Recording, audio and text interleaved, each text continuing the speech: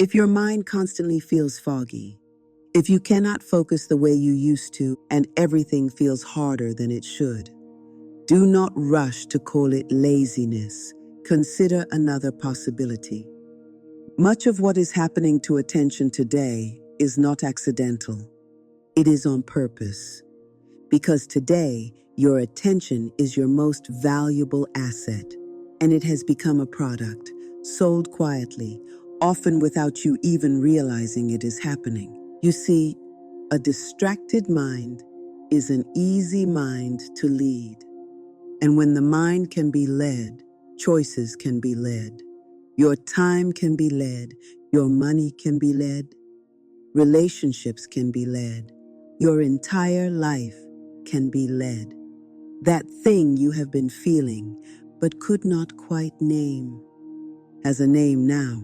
It is called brain rot. Oxford named brain rot its word of the year for 2024 and described it as the deterioration of a person's mental or intellectual state, especially linked to overconsumption of online content that is trivial or unchallenging. In plain language, it is what happens when the mind adapts to low-quality input, repeated too often, for too long. And this is what many may never realize. This is not about intelligence. This is not about capability. This is about what the mind is being fed, because the mind becomes shaped by what it repeatedly consumes. Now look at the symptoms without judgment, like you are simply an observer, and see if any of these patterns show up in your life. You sit down to do one meaningful thing, and the mind wants to be everywhere else. You open your phone for one message and wake up 30 minutes later in a different world. You start tasks, you stop tasks. You find yourself busy all day, but unsatisfied at night. Even rest feels restless. Silence feels uncomfortable. Deep focus feels heavy. And then the blame begins. Something must be wrong with my discipline. Something must be wrong with my character. Why can't I seem to focus? This task is easy, so why does it feel so hard? Something is wrong with me. No, no, no. What you are experiencing is a normal response to an environment designed to keep you scattered. On purpose. Experiencing brain rot has nothing to do with your personality. It is an effect, an outcome of living inside an attention economy.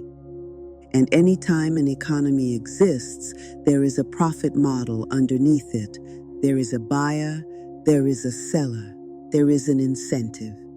And the currency is not only your time. The currency is your focus. When attention becomes weak, thinking becomes shallow. If thinking becomes shallow, planning becomes fragile. And when planning collapses, life becomes reaction instead of direction. Because thinking is now outsourced. This model exposes the cycle.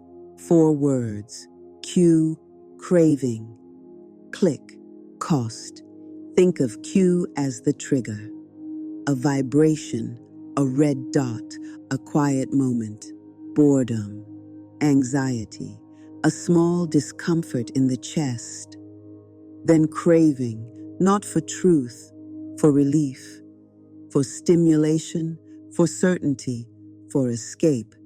Then click, scroll, refresh, check, watch, buy, and then we have cost, the invisible price.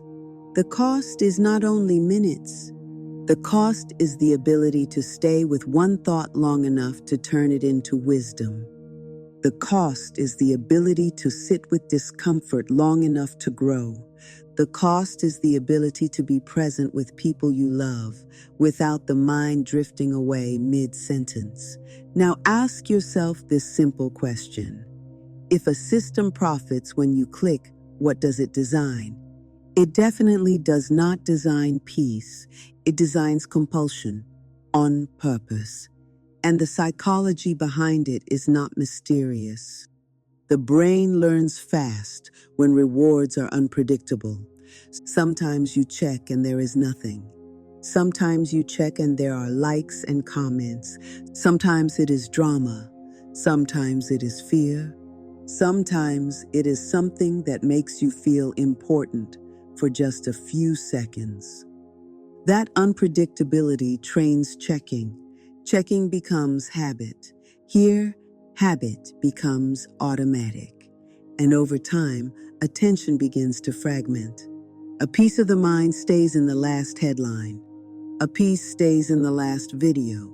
A piece stays in the last argument. So when real work begins, the body is present, but the mind is divided. That is why deep focus feels harder now.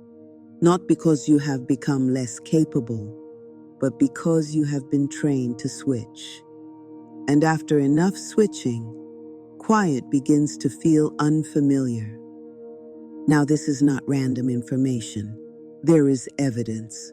In February 2025, a peer-reviewed study published in PNAS Nexus tested what happens when mobile internet is blocked on smartphones for 2 weeks. 2 weeks. The study reported improvements in sustained attention, mental health, and subjective well-being. That matters for one reason. It shows the problem has less to do with personality and more so to do with the environment. And when the environment changes, the mind often returns to itself. This reminds me of a story. There was a fisherman whose catch kept shrinking, so he did what most people do. He worked harder. He woke earlier. He stayed later. He skipped rest. He skipped meals. He started to hate himself in silence because the harder he worked, the less he caught. One day, an elder passed and watched him struggle. Drawing from wisdom of age and observation, the elder said, "Son, may I see your net?" The fisherman held it up, and the elder put his hand through a hole the size of a fist. He said, "You are not failing because you are not working. You are failing because your net is leaking." You see, more effort cannot outwork a broken system. When you are trained to blame yourself, you stop checking the net. You stop questioning the conditions. You stop seeing who benefits from your exhaustion. That is how people get trapped. Not by chains, by stories they tell themselves. Now bring that story back to your life. The modern world has many people working harder with a leaking net. More hours, more pressure, more caffeine, more hustle, and still less clarity, less peace, less attention. So here is how you reset. Not dramatic, practical. 7 days. Step 1.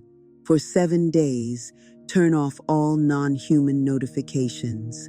No social notifications, no app notifications, no breaking news pings. Keep calls, keep direct messages from your inner circle. Everything else goes quiet. This is not deprivation. This is what recovery looks like. Step 2. When the hand reaches for the phone out of habit, pause for 60 seconds. Slow breath in, slow breath out, eyes on one fixed point. Then ask yourself one question. What am I trying to avoid right now? Because much of scrolling is not entertainment. It is avoidance that has been normalized. Step 3. Measure one outcome, just one. Read for 20 minutes without checking, or sit in silence for 5 minutes without discomfort, or complete one meaningful task before noon. Write it down. 7 days, one measure, to observe what changes when the net is repaired. And if the mind starts to feel clearer, even slightly, that is the point. It proves something important. The struggle was not only personal, it was environmental, on purpose. A distracted mind is an easy mind to lead. So attention must be guarded the way health is guarded, intentionally, consistently. This week is not about trying harder. It is about inspecting your net.